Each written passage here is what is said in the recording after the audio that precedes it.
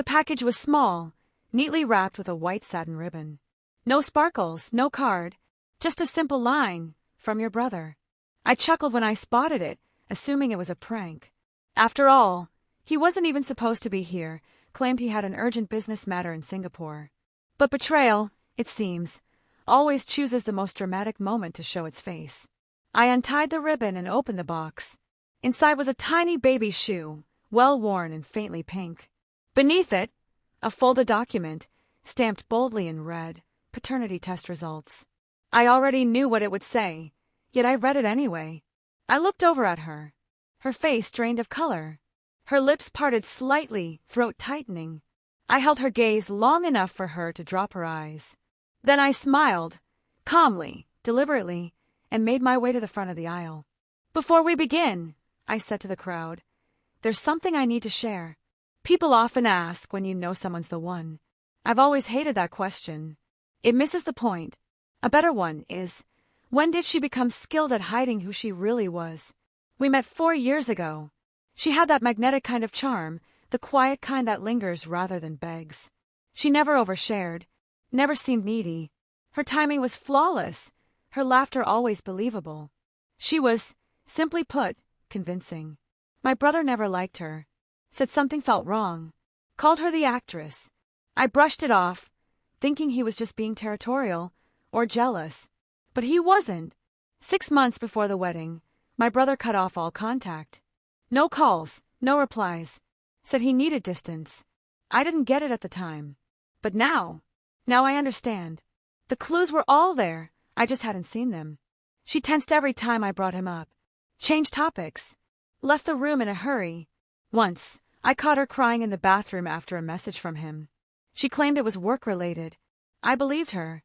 Then, she began sleeping with her phone under her pillow, said nightmares were keeping her up. She stopped visiting my family, calling it too much drama.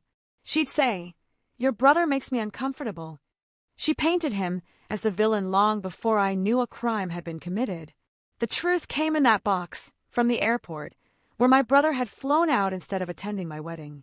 He let the paperwork do the talking. The DNA report said what he couldn't.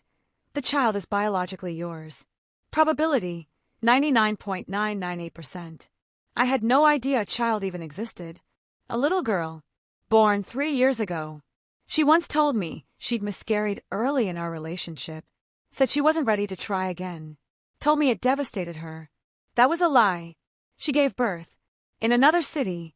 Left the father field blank on the birth certificate. She never said a word to me. But she told someone him. I didn't yell. I didn't break things or storm out. I got strategic. The very next morning, I called an attorney. Quietly began collecting data. Travel dates, receipts, conversations. I spoke to friends. Asked for fragments. Tiny things she might have slipped. Bit by bit, I reconstructed the truth, one piece at a time. Meanwhile, she kept planning the wedding like everything was fine. And in a way, she had won. Right up until today. At the altar, I read the report aloud. Every word. My voice steady. The room froze. Some guests stood. My mother gasped behind her hands. Her father looked like he wanted to vanish. I turned to her. "You told me she died." She murmured, "I can explain." I shook my head. "You said you lost the baby. That it shattered you. But you didn't. You just didn't want me to know. You had my daughter. And you told my brother, the man you were sleeping with, instead of me." She tried to step toward me. I raised my hand. "Don't." I looked at the priest. "We won't be needing your services today." Turning to the crowd, I added, "There's a reception across town already paid for. Music, food, drinks. If you still want to party, go.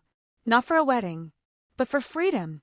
She chased me outside, barefoot, crying, mascara smearing down her face. I didn't turn back. I'd already arranged for my lawyer to file for full custody. I had the DNA results. The court wouldn't appreciate what she'd done.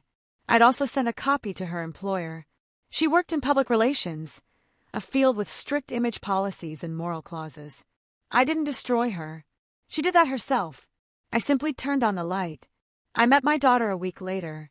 Small, stunning. Same intense stare. Same eyes. She didn't cry in my arms.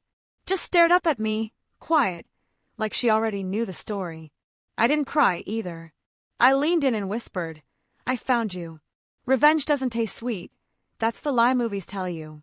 It tastes like silence, like clarity, like the last shard of a shattered mirror finally snapping into place." The moment I said I do not, she lost everything. And I finally gained something real. The truth.